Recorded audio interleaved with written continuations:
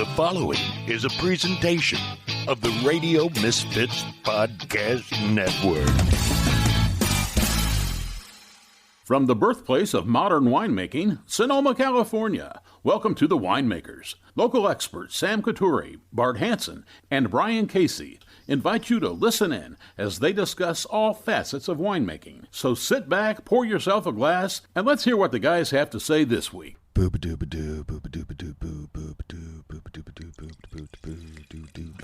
Yeah, there you go. Was that our first scat intro? I think it was. I think that we should do that more often. Shout out to the 280. The 280 project on the scat. How's it going, Chris? Going good. Talking to the mic. Wait a minute. Welcome to the Winemakers Podcast, episode 43 and something. We got Bart Hansen. We got Danielle Langlois. Hello. I'm Sam Couturi. And guest today, somebody I wanted to get you on the show for a while. I had to Maybe a couple years. Maybe I sent a DM that you didn't respond to. I'm not bitter. I have too many Instagram handles. Fair. Chris Renfro of the 280 Project. Hello. One of the rising stars of Bay Area wine and viticulture. And Thank you. I actually went to your I did background a little bit sitting at this thing I was at this morning, Bart. You'll be really proud of me. I went to your LinkedIn because I knew about the 280 Project, and I was doing some Googling. Wait a minute. What were you at that you weren't paying attention to? A really, really wonderfully produced Moon Mountain District staff training presentation that Eric Bradley did this morning at Pangloss. I was paying attention. I was multitasking. Straight up, like I was looking at my phone, and he asked me a question to like add on to something that he was saying, and I think I did okay. Do I need to bring you some of Dane's ADHD medicine? I'm out, so yes, that'd be great. I'm sure he's gonna re-up before he goes to college. If I could, yeah. Anyway, is that legal? No, Definitely not. Definitely. Yeah, you are a hella busy guy. A little bit, yeah. Yeah, and to beyond just the 280 Project, which is a nonprofit, right? Mm-hmm. And then you're making wine for that and from that. From the vineyard this year, I think we'll actually have fruit. The Alemany Vineyard, it was planted Pinot first. Okay. The Pinot has a hard time in San Francisco. It's in a public park, so I don't spray sulfur. Right. So that causes the fruit to shatter a lot of the times, but I've been trying different biodynamic sprays. But there are a bunch of other hybrid varieties and other vinifera varieties that aren't destroyed by mildew. Right. So. And then the 280 Project's also making wine from non-vinifera all over California. We were working with a vineyard in Woodside called Filoli, trying to see if we can still make that this year. They put in like a contract that seems a little bit unreasonable.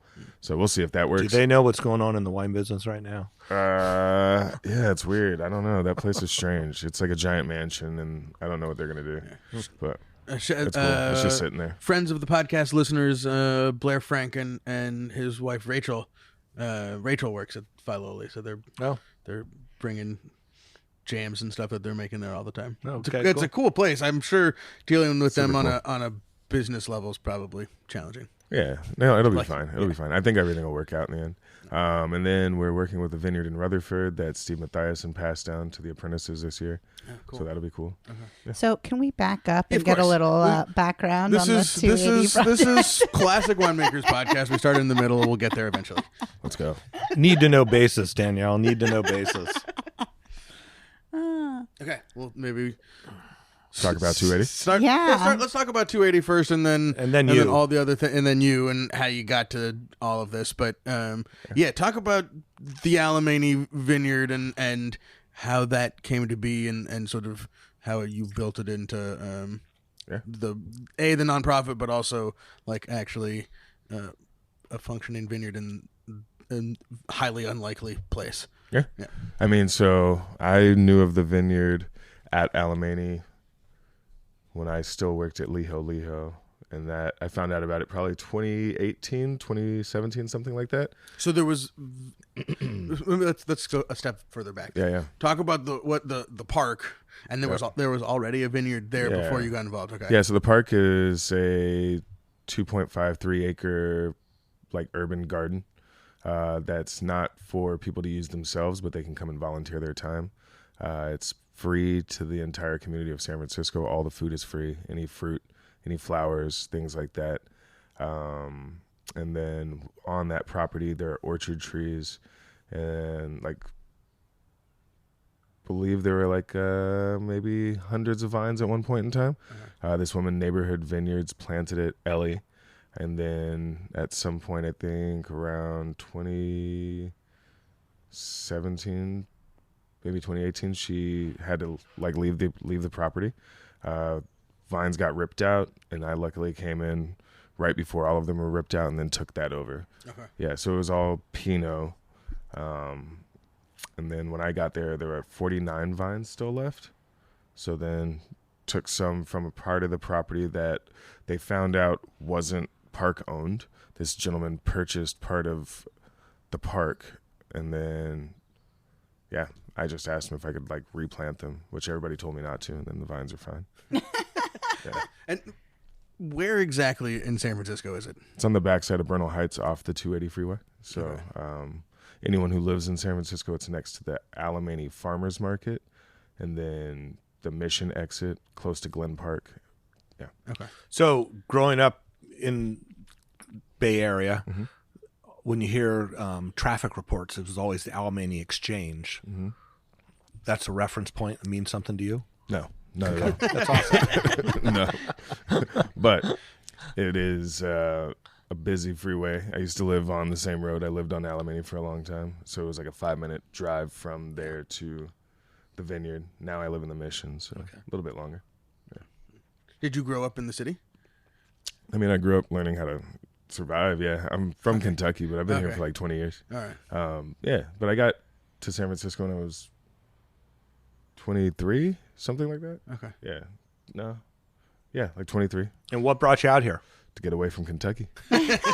I get Yeah, that. literally. Yeah. It was a cool place, but I don't know. I wanted to see cooler things in life and experience more stuff. And The ocean. yeah, I don't go in the water. No. Well, it's no, cold. just to look at it. look Just at look it. at it. It's pretty. Yeah. I like to fish. But yeah, I came out here for design and then skateboarding and music and all that kind of stuff. And yeah.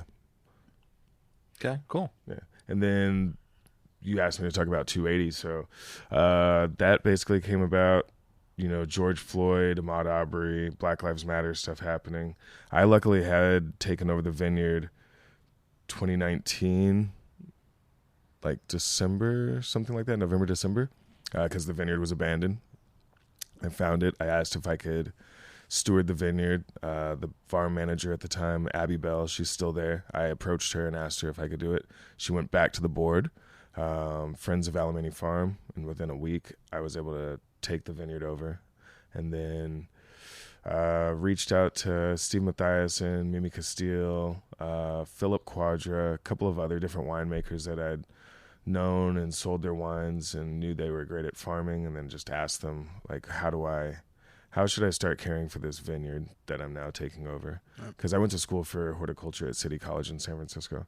And then, yeah. So that answers part of that question about growing things and farming, right? Where did the wine, and I assume it wasn't just that. There had to be a little bit of a wine. Well, to make the wine background. I mean, I assume, or some sort of Yeah, passion like of where wine. did Where did wine that come from? What was it made you click and went, this is cool? I mean, honestly, I fell into it working in restaurants, which I fell into because of needing to make money. And was that in Kentucky or was that out here? That was here, but the first wine I ever had in life was a box of wine with my friend Aaron Wilson, and we drank it and skateboarded, and then I threw up, and that was wild. But I actually know the first wine I ever had was probably a wine that I made accidentally freshman year in my locker. It was like an Ocean Spray cranberry that I left in a water bottle for like 6 months. And then when it opened, it like hissed, and then I smelled it, and it was definitely booze. Had fermented. It was sick. Yeah, and I drank that, and that's how I started my summer. Yeah. It was like literally the last day cleaning out our locker, and I was like, opened it, and yeah. But working in restaurants, figuring if I could learn more about wine, then I could be closer to like probably people with money, different types of backgrounds and stuff like that. Plus it was interesting, like trying to figure out if I wanted I've always wanted land myself. So then just seeing people having giant family properties on bottles and things like that and family history was super interesting to me too. Yeah. And then, this tiny little piece of property was luckily available. And then I jumped on that. Well, like you say, it was what you were looking for, and it was abandoned. I mean, that must have to some extent blown your mind or truly motivated you. Well, yeah, it was crazy. It was, no shade to Ellie, but I was like, damn, who would give up something like this in the city? And I think she had to move to New York or something, just had a kid. Yeah. But yeah, I went to Ted Lemon's property, and being there kind of. Yeah, I mean, we missed many dings in those names. But oh yeah, yeah. We ding the names. Oh, that's cool. Yeah. Shout out Steve, Mimi. Went to Ted Lemon's property, and then he did like a shoot thinning demo, and I took one of the green cuttings and put it in a water bottle, 2 of them, got one of them to grow. I still have that growing. So I was like, at that point, I was like, oh, if I can grow this. And just kept going. And then the whole 280 thing started. Like I said, Ahmaud Arbery, Black Lives Matter. Who else? Sitting there in that vineyard and realizing I was like, oh, this is a cool opportunity to maybe, because it's where Alemany is. It's right next to a low-income neighborhood called Alemany Apartments. I think there's like couple hundred families in there, mainly Black, Latin, and then I was like, wait, this is an opportunity to maybe teach kids in this neighborhood about viticulture, teach other people of color about viticulture, other people that have been marginalized, LGBTQ community members. And I still worked at a restaurant at the time, so I offered people at my job if they wanted to come and work in the vineyard, and no one took me up on it, and nobody understood what I was talking about, which was awesome. And then the pandemic hit, and then I had nothing but time to be able to do that. Yeah. So it was really it really happened. Sounds like the universe just kind of like opened itself up to you and gave you this opportunity that you were looking for. I mean, it was just like the timing. Everything just came together. That's really beautiful. It's awesome. It was fun. I mean, it still is fun. Yeah. Yeah, but it was a really wild 6 months where that fell into my lap, and then from there the world collapsed. Yeah. Right. Which was awesome. It sucks. Sorry anybody that was affected by it poorly, but I got to have my daughters outside with me all the time, running around a farm that kind of was abandoned also, because most of the people in the city didn't know this free food farm was there. Existed. No. So I mean, you'd see some older Asian people, Latin families, but pretty much everyone else was staying inside 6 feet away from each other. And I just got to start meeting all kinds of random people through wine and grapes and stuff. And people were like, wow, what is this thing you have? And I don't know. It was cool. Then I just started taking photos of everybody that would stop by and doing that and just picking everybody's brains. And it's kind of how I got really started. Yeah. Awesome. Yeah. Awesome. I mean, and I like doing wine already at my job. Right. You know what I mean? But that was different than the idea of growing wine, right, making wine. Right.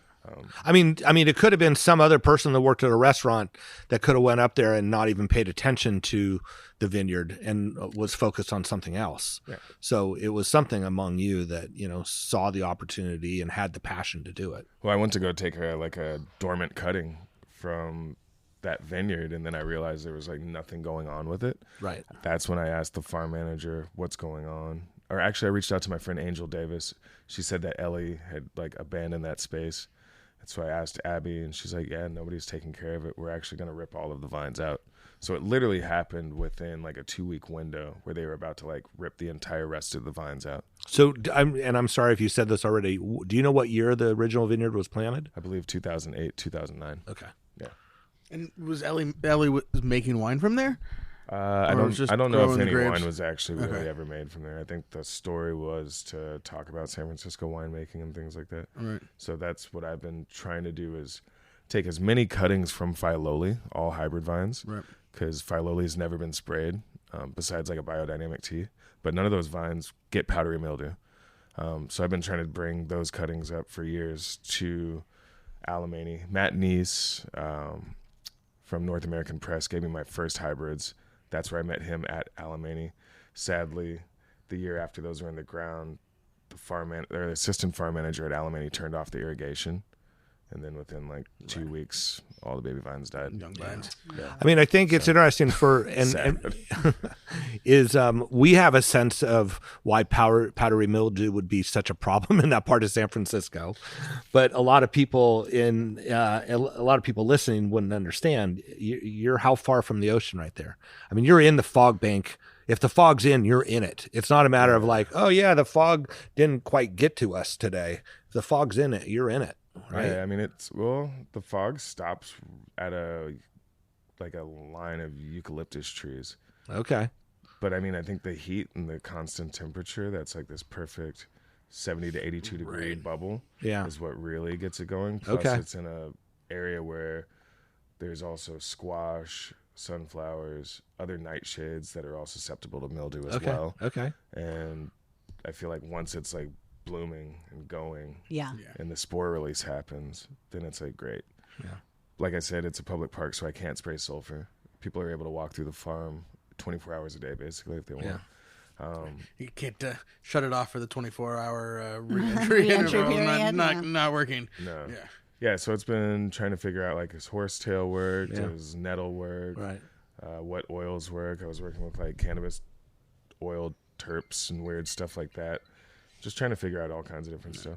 So, here's a question I never thought I'd ask: what is the soil like of a vineyard in San Francisco? It's like clay loam. Okay. Yeah. Pretty. It holds water really well. Yeah. So, yeah. And I mean, it's like there's a lower vineyard and then there's an uphill vineyard too, but like pretty clay up on the hill. Yeah. Never thought of. I mean, how many places in San Francisco do you actually get to touch the native soil? I mean, that's true. Yeah, honestly, like Glen Park is a pretty interesting spot. I've been planting like rogue vines around the city for a long time. That's awesome. But yeah, Glen Park also has like the canyon has a lot of like soil still. That's like the original part of it. Right. You know, where else? You talk a little more about those rogue vines. I mean, there are a bunch of people that I know at like Ruby and different places, different winemakers in the city, or dudes that make natural wine that I've given cuttings to, or they get cuttings from vines and then they just try and shove them in the ground. I'd try and like cultivate them first in the greenhouse and then put them places. Right. Hopefully where there will be some type of irrigation. I mean, I love that, like, you know, go to San Francisco and go on a hunt for the rogue vine. We need the treasure map. The secret rogue vine treasure map, totally. Right. There's vines all over the city. Yeah. That's what I'm always looking for. Yeah. I mean, a lot of it's like Rogers Red Wild and like ornamental things. Sure. But then every now and then you'll look in someone's backyard and see like old cab vine that's like 60 years old and dying. Right. Uncared for, just in the backyard of some neighborhood in San Francisco. Oh, they're everywhere. Yeah, there's a lady named Tony who lives in Visitation Valley, and she keeps hitting me up. Sorry, Tony. Shout out Viz Valley. That's where my dad grew up. Oh, that's cool. Yeah, Raymond and Rutland. Oh, dude. Yeah. That's funny. Yeah. I used to live on Harkness. Okay. Near McLaren. Yeah. So Tony has probably like 10 vines in her backyard that have just been there. And they grow up her entire side of her house. Right. Yeah, so trying to just, people also hit me up and let me know that they have grapevines in their backyard, which is also really cool. That's awesome. It is. It's weird. Yeah, I mean, you've kind of become the go-to for urban viticulture in San Francisco. I mean, or created the position of the go-to for urban viticulture in San Francisco. So what is the makeup of the Alemany vineyard right now, based on like sort of how much you got planted out there and sort of throw it's some of the still varietals? Super small. Right. I mean, so the lower vineyard is still like 60 Pinot vines or something like that. Behind that, there's a little bit of Terral to go. You have Beba, like a Spanish variety. You have a couple of vines from my grandmother's neighborhood in Texas. Okay. Like a Mustang grape. You have some hybrids, L'Acity Blanc. You have like a Simeon vine. You have Syrah. I'm trying to think of what other hybrids are back there. Yeah, all kinds of weird stuff. And then up on the hillside, that's where there's more things like Norton. I have Concord's also in the lower vineyard and up top. What else? Nitadal. Yeah, some of the varieties from Filoli take, and then some of them, like, they're really hard to, like, grow from cuttings. Are these all own-rooted, or? Everything's own-rooted. Yeah. So you have some, just table grape varieties, and then you have some winemaking varieties. Are you making wine from these grapes? I've been trying. Last year, everything got eaten by birds. So this year, it's already been netted. Mm-hmm. So that's cool. The mildew has been the hardest part about getting the Pinot to be usable. Yeah. But I think, fingers crossed, it should be fine this year. Yeah. And just to make enough wine to make it worth anything, I think I'll just blend Hillside and the lower vineyard together and fill it all up. Yeah, exactly. Field blend. Yeah. San Francisco field blend. I love it. San Francisco field blend. Yeah. Yeah, so it'll be fun. But I think all in total, there's probably like 120 vines. Okay. But there's still more room on the property. And that's what I'm always looking at, is like, how do I take over all the space? Right. Yeah. So we kind of got there a little bit and then went on classic tangents. Yes. I wasn't blaming anyone, Bart. It could have been me. It could have been me. It was you this time. It was a total distraction. I like to have a little background. I understand. But let's talk about the 280 project, actually, and what you're doing and how the community's been responding to it and getting folks out there into an unlikely place, a vineyard in the city that they can again get their hands dirty in real native soil. Yeah, it's cool. So 280 is a viticulture enology nonprofit that was started 2020. The first cohort was around 8 apprentices. And that's cool to see every year where these people have gone. And the whole goal is to try and make space for marginalized people to be able to come into wine on the winemaking side, but also the viticulture side, and then all the businesses in between, whether it's like design or legal, anything, wine sales, PR, marketing. So we start Bud Break, and with the help of Steve Mathiasen and then Rita Manzana as our program manager. Rita reached out to me 2020, volunteered her time, and then basically helped with a lot of the formation of this as a nonprofit.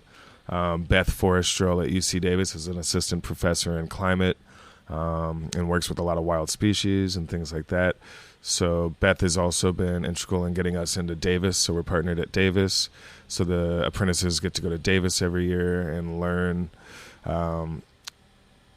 from Beth, different people on like what are the opportunities to attend Davis if they wanted to. We get to make wine in the facility. We do sensory exercises, all kinds of different things like that. And it's all about like going to different parts of wine and how can that fulfill someone else's life that maybe hasn't had the opportunity to be in this industry, and like maybe take a career shift or make a change, because I think there's a lot of opportunity in the industry, and it doesn't have to be just making wine, growing grapes. I think you can own a shop, you can have an online DTC business, you can have all kinds of different things. You know what I mean? Sell corks. Well, I mean, I was just in Virginia and I met like the coolest couple that they started like this cork and keg tours, and they literally put their money into buying a party bus and taking people through Virginia wine country. And it's sick. It was really cool that they're like partnering up with other wineries, but also this cool event called 2 Up Wine Down, Enoverse, Eno Camp. So this year they made sure that we all got to and from every winery, different place, like, you know what I mean? So it's cool. There's like just so many opportunities of what you could do. I see the same thing with Napa and here, you know what I mean? Like, yeah, there's so much that can happen in the city, and, you know, whether it be sales or PR, distribution, anything. And one of the things I love about it is, you know, and obviously opening up the tent of the wine business is something we've all been talking about, you know, at the very least since, you know, the Black Lives Matter movement and George Floyd and that whole summer. Mm-hmm.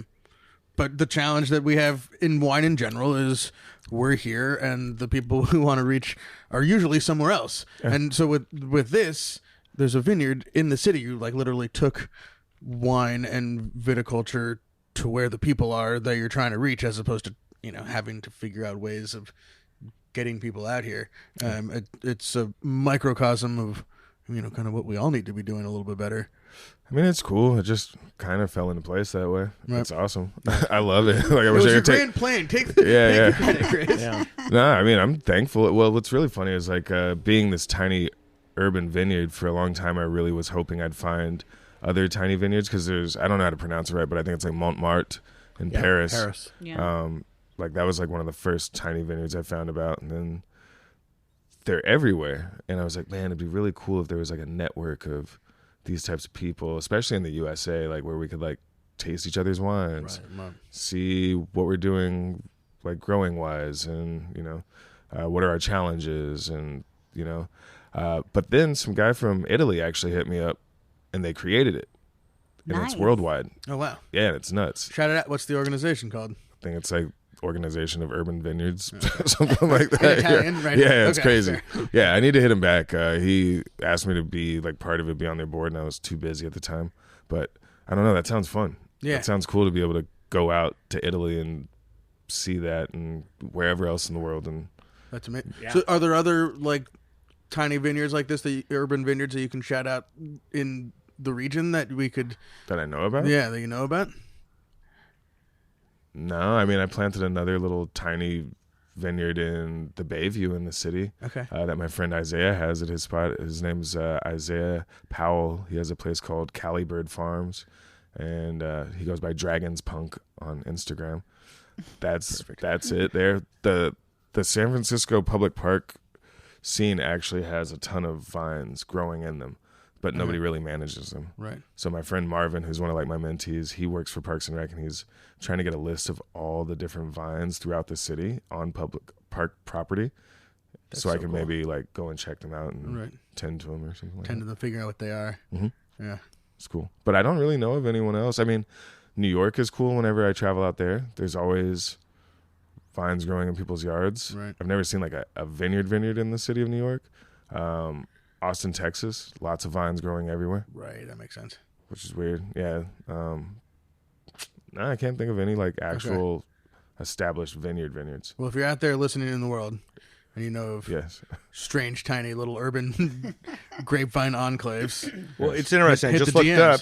There's a Urban Vineyards Association. There we go. Website. That's it. Without looking at it, I can't tell you exactly what's there, but it's naming a bunch of urban vineyards around the world. I think that might be the place I was talking about. The Italians. The Italians. Yeah, it probably is that. Yeah. That's awesome. Yeah.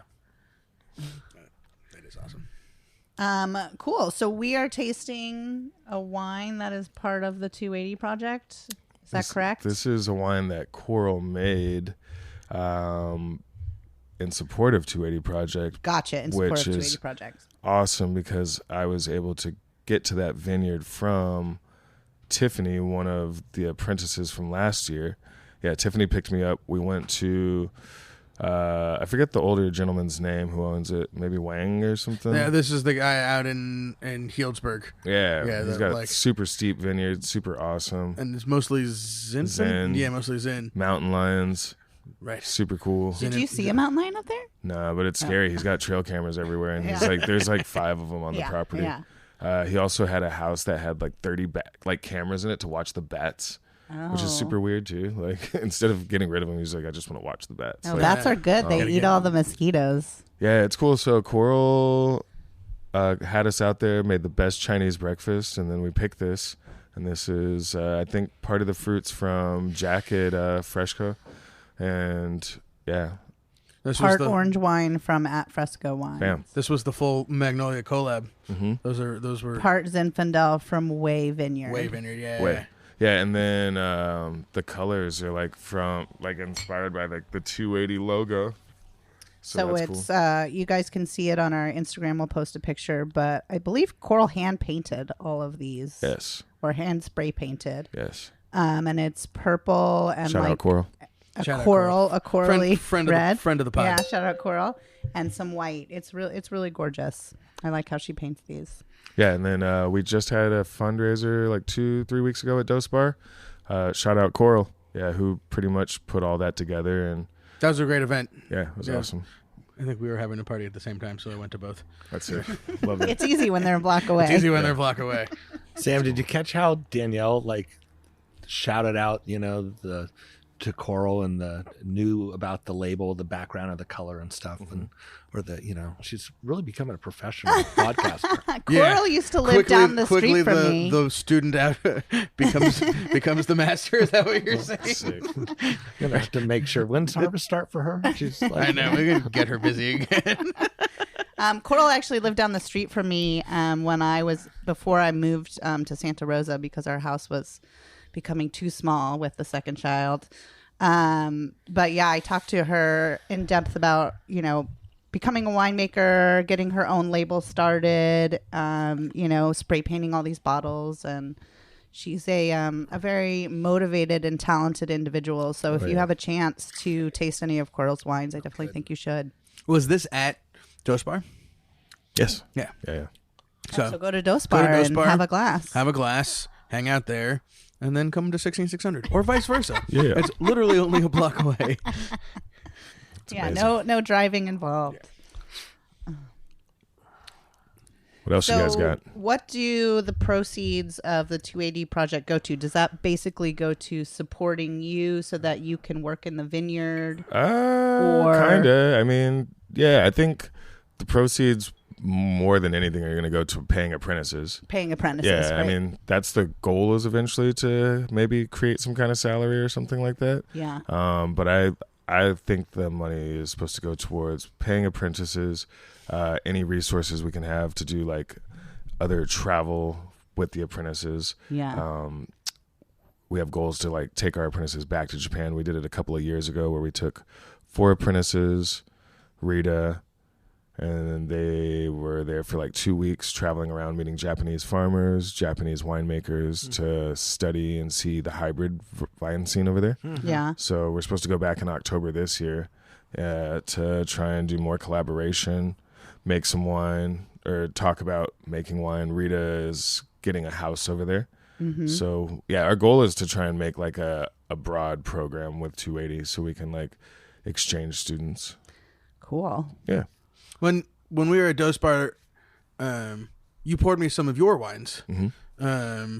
We talk about those. They're mostly hybrid varieties, right? And are you making those at Davis? Are those available for the world yet, or that wine? So I made one of them. I made was like a co-fermented cider that was like rose geranium, mugwort, Islayas Creek cherry leaves, apples from Alemany Farm. Everything was made at Alemany Farm with the apprentices in one day, just to show them how we can harvest everything, chop all the apples.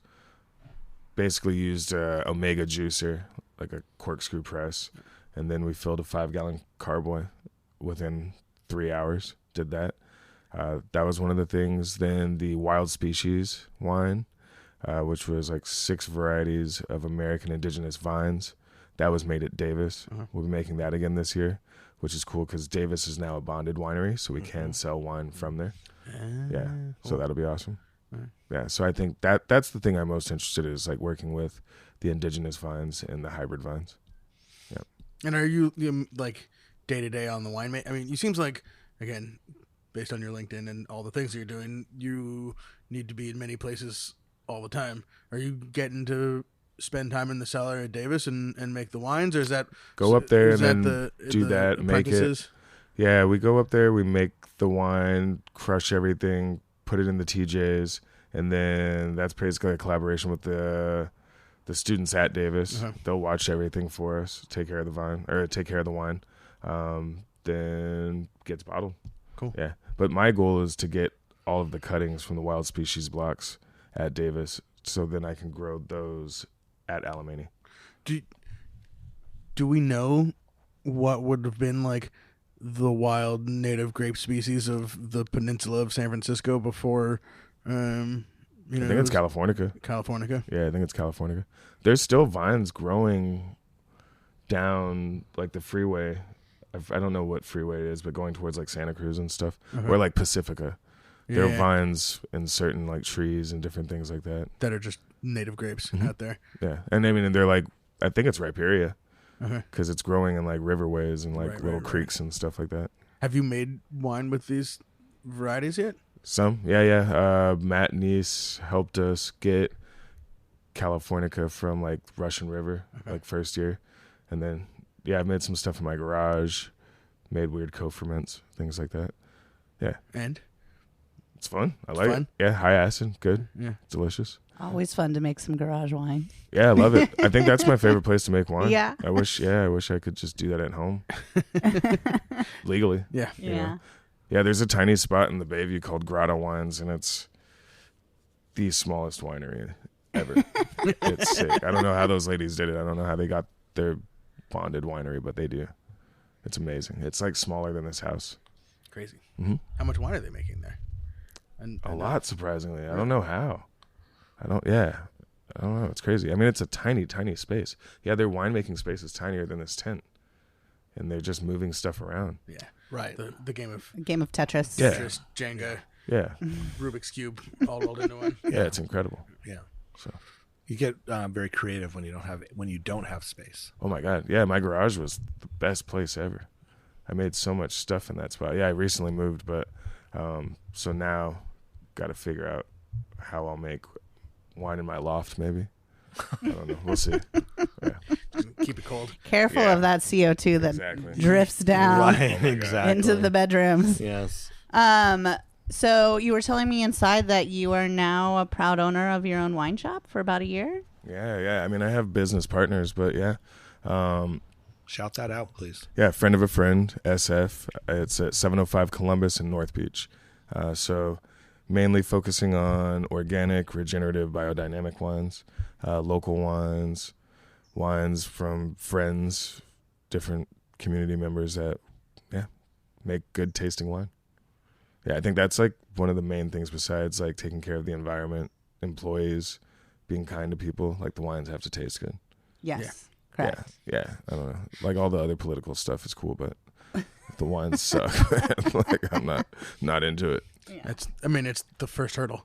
You can't do the good that you want to do with bad without product. being good at what you do. Without being good at what you do. Yeah, totally. Yeah, that part's hard. I recently had someone like reach out to curate wines for an event, and they wanted me to have like specifically all certain ethnic wines, and I was like, I necessarily don't like the wines of the people you're trying to like get me to push. And I was like, I'm sorry, but I can pair really dope wines with you, like with your food. Right. Yeah. If you're open to that. Yeah. And then everybody told me the wines were amazing. You know? Yeah. But I was like, you're trying to like fabricate something that isn't necessarily like necessary.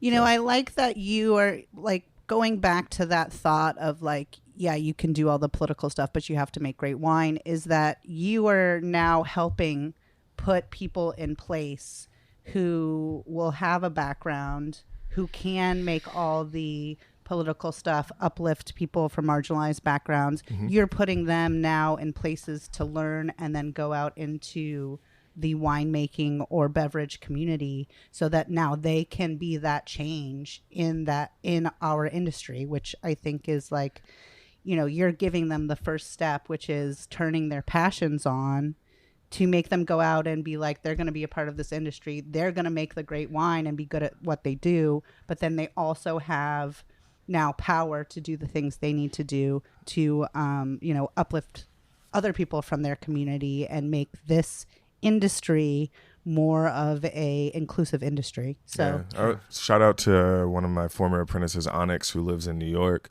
lived out here for a while as well, but they are doing really incredible things, like in collaboration with Commonwealth Crush in Virginia. So they've been making wines together through like an incubation project. They've also been making some cool spirit type things that are like connected to their culture in, you know, the Dominican Republic. It's really awesome to see them going from living in Napa, working at different wineries, to then now having their own nonprofit themselves that's geared towards helping like LGBT community members, but also like diving into winemaking fully. Right. They also took on an event called ABV, Anything But Vinifera, that was started by Jade Marley in Yerka. And that's an incredible program where it's kind of like a circuit tour of different winemakers who focus on hybrids, indigenous vines, rice wines, ciders, fruit wines, just to show another side of the market. Yeah. So Onyx is now taking full ownership of that. And this year I was lucky enough to visit them in Virginia. Sadly, I wasn't able to go to the New York stop. They just did one this past weekend in North Carolina as well. Yeah. So it's cool that seeing the transition from going through a program like 280 to then doing things like that. And many of the apprentices have gone and done pretty amazing things. Yeah, it's fun. I love really hearing about this kind of like underground, like viticulture, go back to the roots, the indigenous vines. Like, this is really interesting. This is what's to get excited about. I mean, young people don't want the Napa of now, the coming here and some people want it, right? Some people want the pomp and circumstance, but like the whole thing about part of it just doesn't have to be all of it. Yeah, the whole thing about what is cool about wine is that, you know, it's part of our history. It's part of the people. It's part of what makes people who they are, and it's sitting down at their tables and making it a social thing. And have you guys heard of Alejandro from Chateauneuf de Farganasini? No, it's hard to pronounce his last name. Yeah, Alejandro is sick, dude. He's down in Central Valley. He lives on a Grenache vineyard, but just farming super wild style. He's planting tons of different varieties. I think like over 70, 80 different varieties of grapes. Whoa. He's given me lots of cuttings, weird, rare stuff. But yeah, that guy's making fruit wines. Yeah. Doing weird stuff, leaving things out in the sun. Just making stuff that I feel like reminds me of the past, but will probably be the future.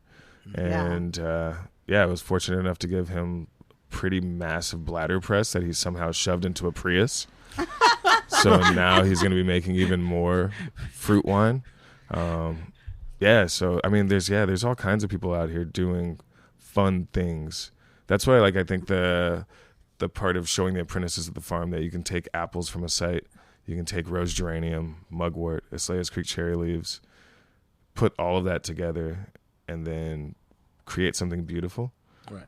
Yeah, I don't know. It's like there's so many things to do besides just the same old thing, right. You know? Exactly. Yeah. And I mean, that's what this industry needs. It needs a revitalization, a return to making it, you know, a part of everyday culture. Well, and it's experimental. I think people like experimental if they're able to break out of their comfort zones. I think that's what's scary about like wine sometimes, is it can make it feel like there's no room to move or breathe. Right. Like you can make mistakes. And I don't really think there are I've definitely felt that. Yeah, I don't think there are mistakes besides making flawed wines. Yeah. Which is another conversation, you know what I mean? Like, and that's like just not taking care of wine. Right. Or being unintentional about what you're really doing. I think that part. Well, I had a mentor who made me relax a lot when I was making wine, that he basically said, the only thing we can't fix is if you pour wine down the drain. Ooh. So like, don't worry about it. Like, you'll make some mistakes, but we'll figure it out. But if you freak out and say this wine's no good and then just throw it in the trash, then there's nothing we can do with it. Can't fix that. We can't fix that. Yeah. You know, and our main skill was blending. It was blending. Mm-hmm. You know, I'm not talking about doing a bunch of weird mad scientists adding a bunch of crap to it. I'm talking like, you know, you can figure it out. So totally. The solution to pollution is dilution. There you go. That's amazing. I never heard that. Is that Captain Planet? That sounds like it. That's amazing.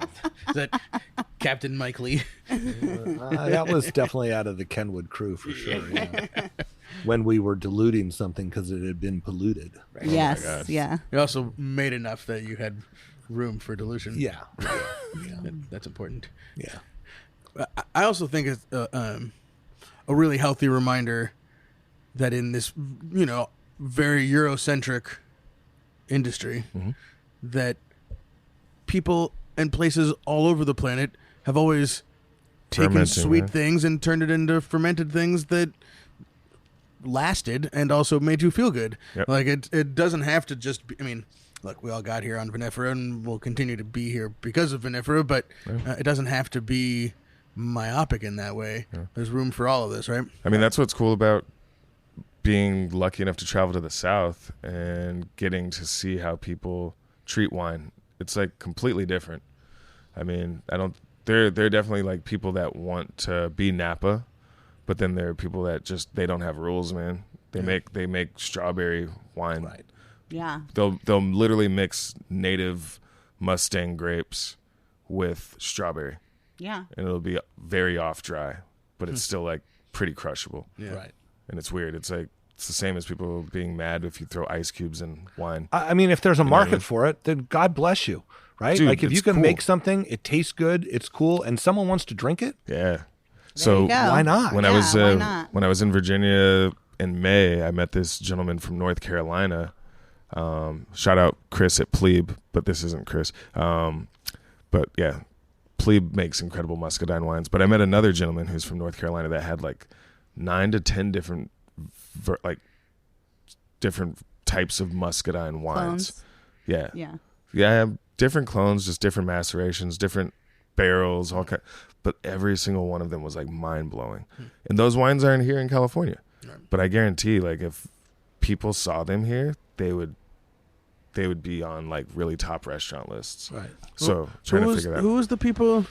Botanist and Barrel, Botany and Barrel. Botanist and Barrel, yeah. That we had them on the show a few months ago. They're out of North Carolina. Are they the ones that do the vermouths and the They do a bunch bitters of and stuff, bunch of different stuff. They're doing tons of different things. Yeah, sorghum bitters and stuff like that. Yeah, I think so. And Lady they had and a Guy, I think. Yes, yeah. and they cans and bottles and they had. What did they say? There was like 185 SKUs. Yeah, and they just keep adding. Right. That's amazing. And tons of different expressions and ways of making muscadine.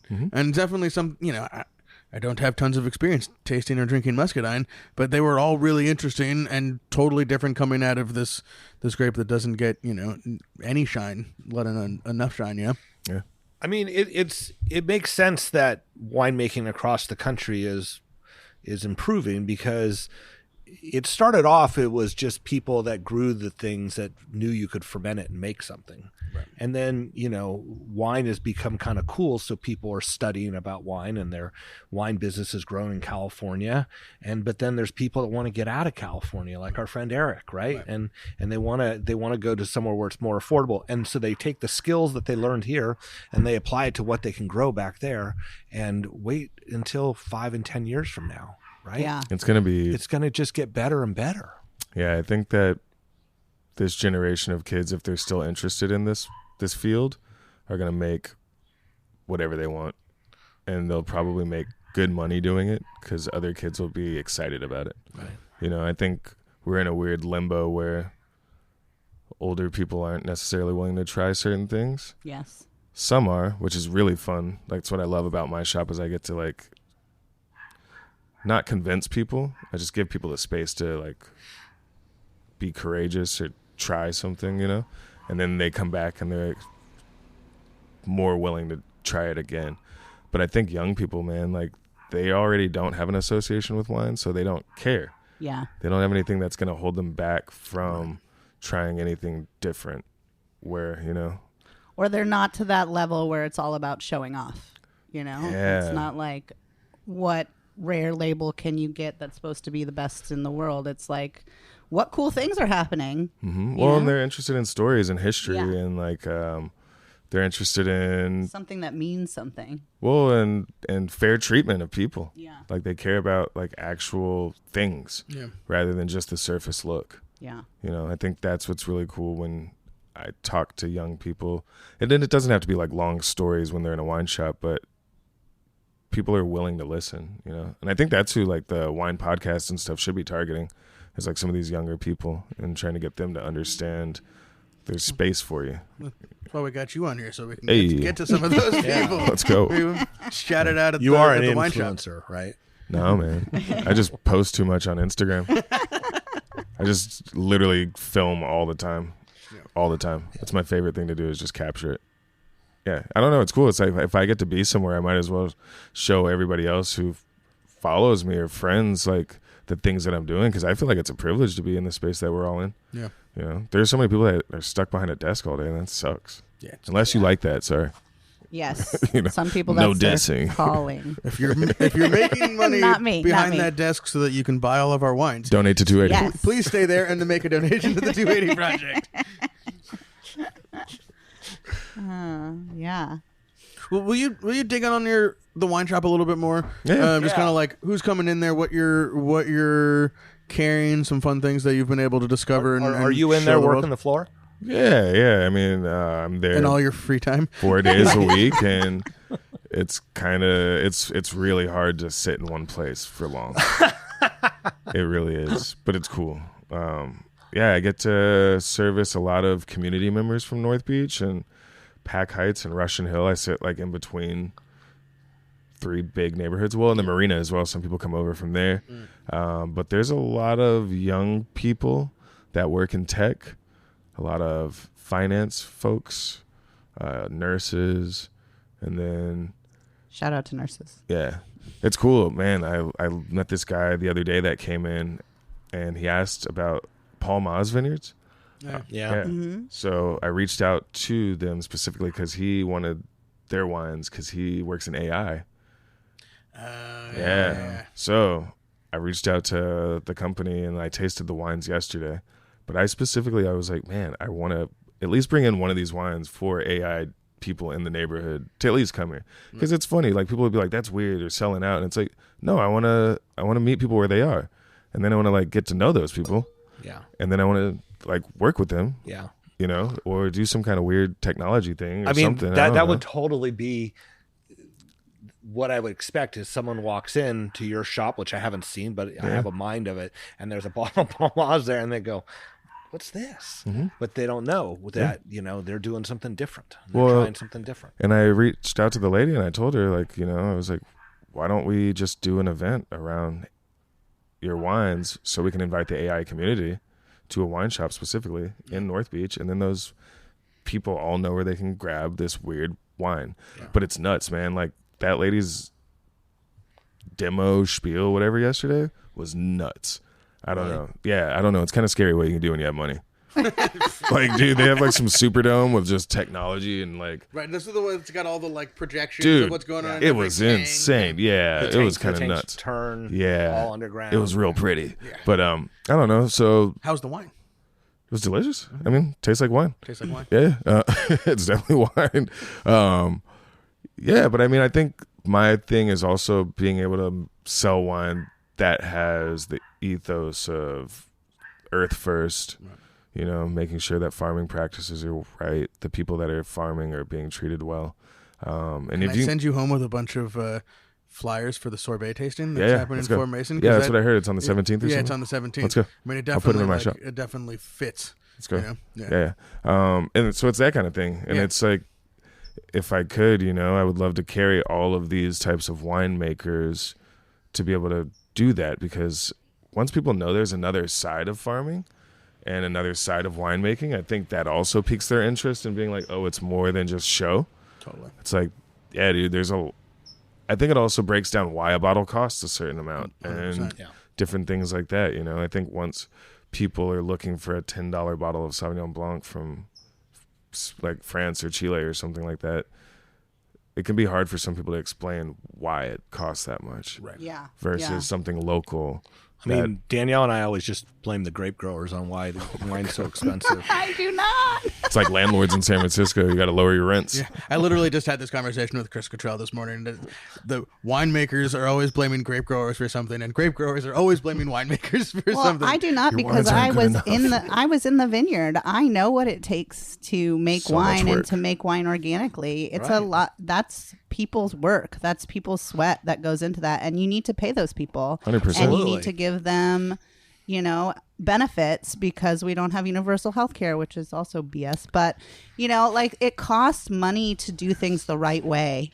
And so when I buy those grapes and I pay the amount that I pay, I know that I'm paying people salaries, because I know who I'm paying and how they treat their people. Right. And it looks better on a shelf when you do that, when you know that it really can support everyone in a community. Yeah. I think that's really crazy, especially with the way our government's going down right now. Yeah. And looking at European government supporting farmers. Yes. Things like that. It's really scary that people aren't questioning American food or wine. Right. You know what I mean? Yeah. And then I cut corners on stuff that doesn't matter. Like, I don't need a big heavy bottle, and I don't need a foil that's just trash, Exactly.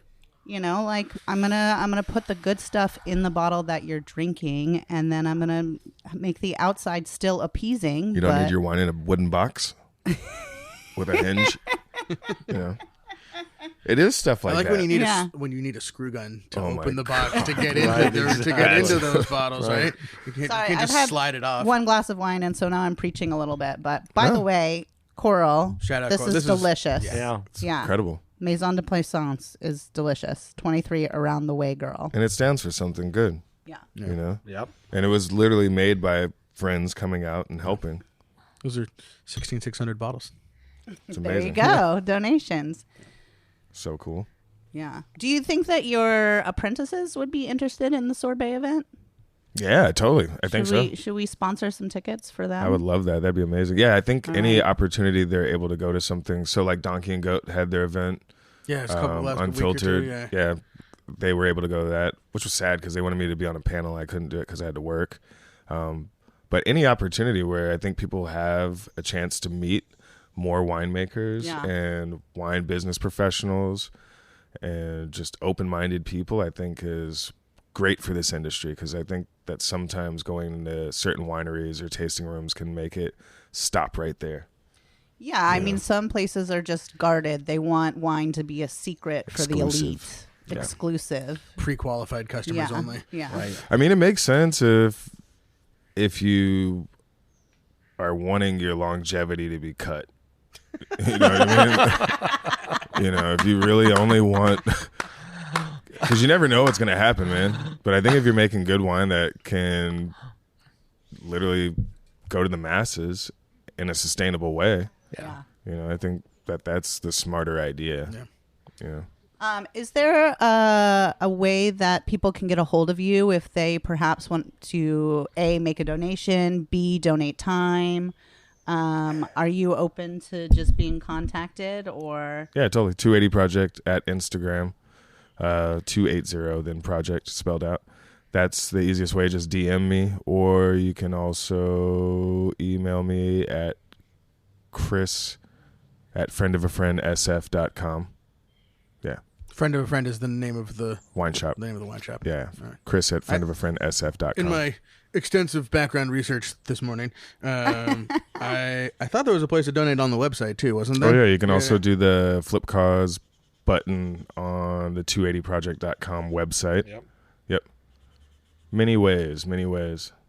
Yeah, and there's good stuff on the website. Go check it out. Also, you can donate your time if you have grant writing experience or connections, things like that.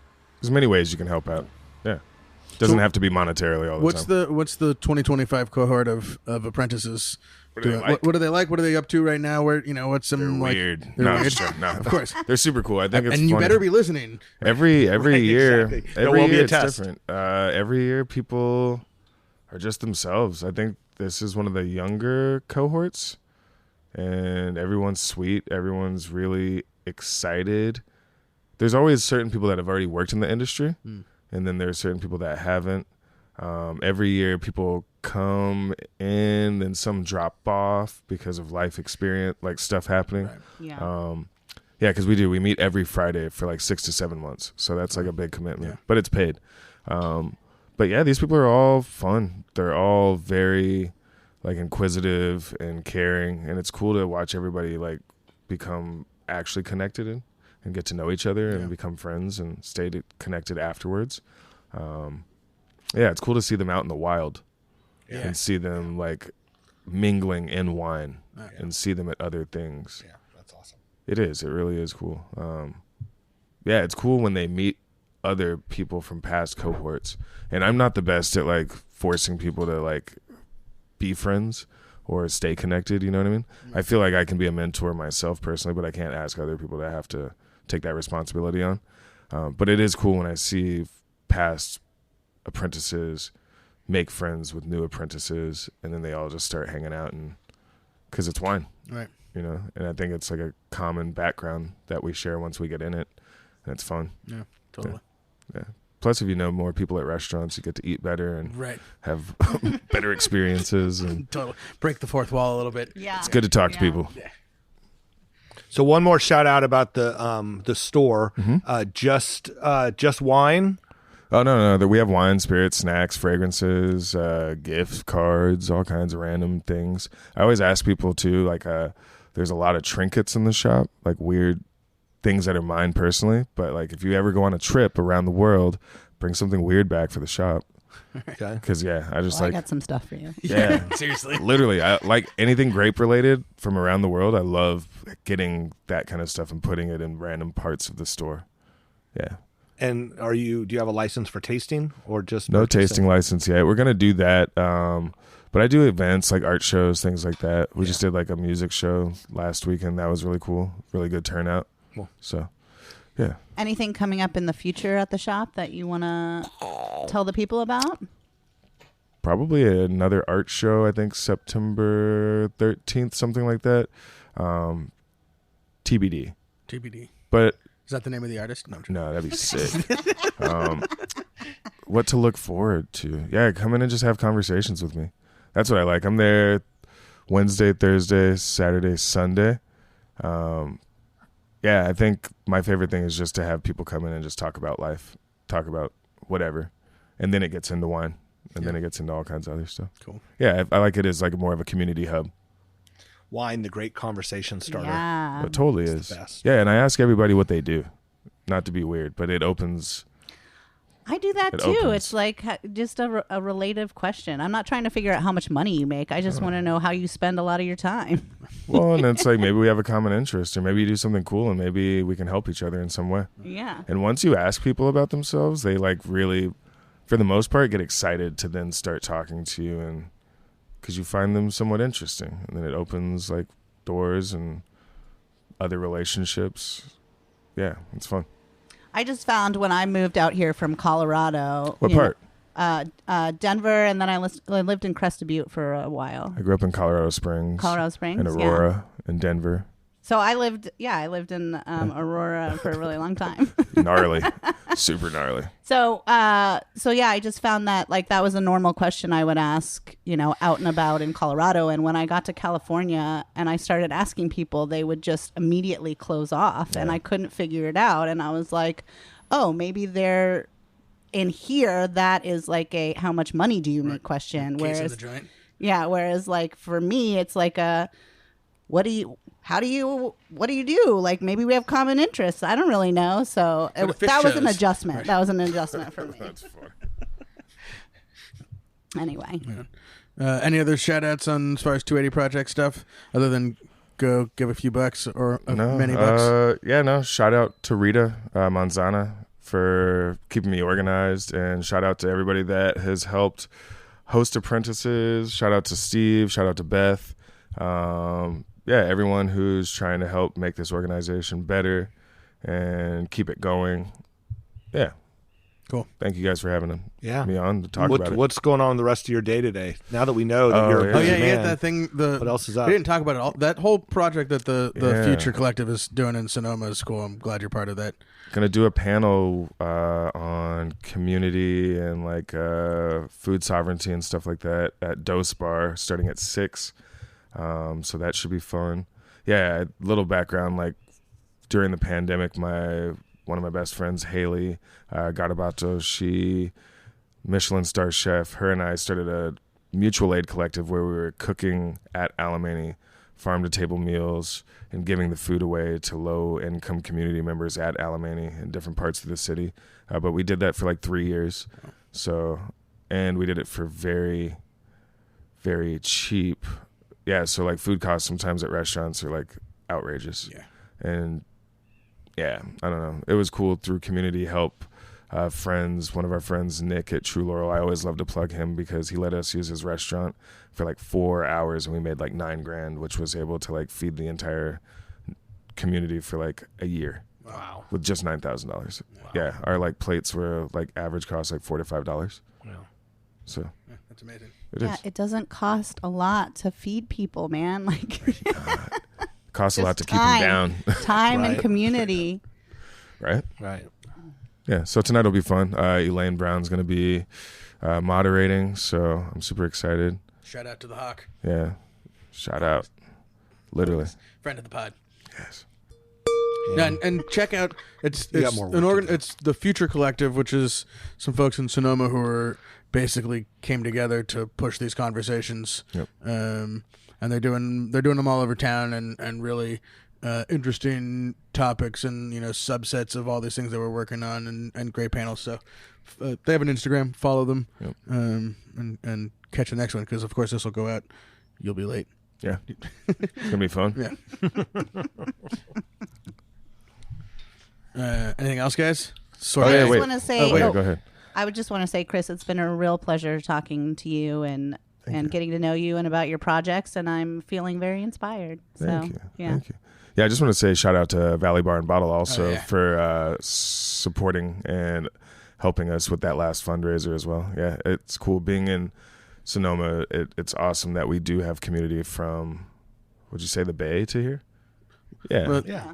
in our most wishful moments, we consider ourselves part of the Bay. Right. I can see the Bay from my house. That's what I'm saying, North right? Bay. Yeah, we're part of the Bay. I never know how to respond to that because people are like, our water goes into the Bay. Right. that's hilarious. I love that. That's funny. I mean, Oh my God. they talk about the Bay Area, the counties of the Bay Area. Right, we're one of the counties. If the water doesn't run into the Bay, then Where's the Bay? Where's the Bay? I mean, Livermore? They consider it the Bay Area? I mean, I guess eventually that water runs into the Bay. Yeah. Yes. Through the Delta. Yeah, dude. Right. Yeah. I mean, if we want to get nerdy, the Bay Area Air Quality Management Board accounts that it's like 8 counties, right? Right. And we're one of those counties. Oh, yeah. No, we definitely are. Yeah. It's right out, there. folks. It's right there. We figured it out. We're in the Bay. We're in the Bay. That's awesome. Yeah, thank you guys. Thanks for coming on. And definitely Sorbet is the big shout out right now. Yeah. Well, when this comes out, Sorbet will be Sunday. Yeah. So see if there's still tickets and come see us. Yeah, come pick up some flyers at Friend of a Friend SF. Where? Give us the address. Cross Streets 705 Columbus in North Beach, close to the big giant white church next to Washington Park. Oh yeah, you're right there. St. Peter and Paul Church. Yeah. Oh, And awesome. look for the sidewalk chalk. I'm always writing on the ground. Come to the wine shop. Okay. Talking about grapes of the day, writing that stuff on the sidewalk. That's awesome. What time do you open? Maybe I'll go there before 12 Sorbet. to 7. I'll probably be busy. Right, we'll come after. Yeah. Okay. I'll be there. Okay. Yeah, at Sorbet, go to my table and ask the 2 grape growers questions about winemaking and see how they do. Really, really specific, intricate, technical questions. And Mavericks, if you want, I will give you the questions to ask. The great thing is they're both listening to this probably, so. Hopefully they listen in time. Right. That's funny. What else is going on? Stuff's coming up in September for 16600 Grenache Day. Friday here, we're doing a Grenache Day party. We got October 12th, the big anniversary party. And then, of course, contractually obligated and willing to shout out the DTC symposium as often as possible. Contractually? I didn't sign it. I think Jasmine signed my name on it. But yeah, that's in January, back down in Monterey.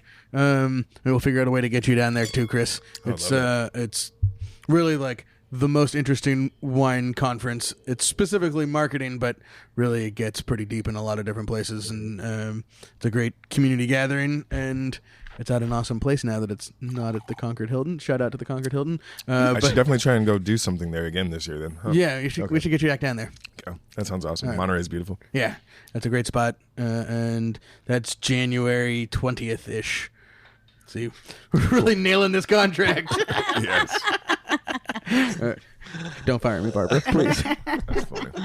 I mean, Sam, notes, they help. Yeah, but they're not as funny. Freestyle. Yeah, freestyle. All right. Yes. The Sonoma Valley Vintage Festival is coming up September 25th through 27th, and I do have notes because I always F it up. So, anyway, Harvest Dinner is Friday the 26th. The Daytime Festival, where Sam will be giving a lesson on throwing potatoes at salamis. Chris, I got Chris, man. He's like, what is that all about? And then the grand tasting at the Barracks. Find tickets at valleyofthemoonfestival.org. And see you there at the salami booth. At the salami booth. All right. Do you have any other shows lined up? I don't think we have any other shows lined up. I just talked to a guy up at Crux Winery wineries up in Geyserville, and they are kind of Dry Creek, Alexander Valley centric. They call it the Inner Russian River. Russian River. I think that's like a farther north Sounds version like of it. A real estate agent came up with. Yeah. Right, exactly. Anyway, talk to them about coming on the show. They're Rhone centric, so cool. We'll have them coming up soon. There's a rumor Pedro Parra's in town next week, so I'm going to see if we can rope him in. Yeah, that'd be a good one. That would be a good one. All right, so we might have something next week. Yeah. Okay. That's sick. All right. Thanks everybody for listening. This is The Winemakers. Subscribe, review, tell your friends. Donate to the 280 Project. Donate to the 280 Project. Yeah. And that's it. See ya. Wait, we need to scat out? No, too late. No, it's still going. Still going? Scat out.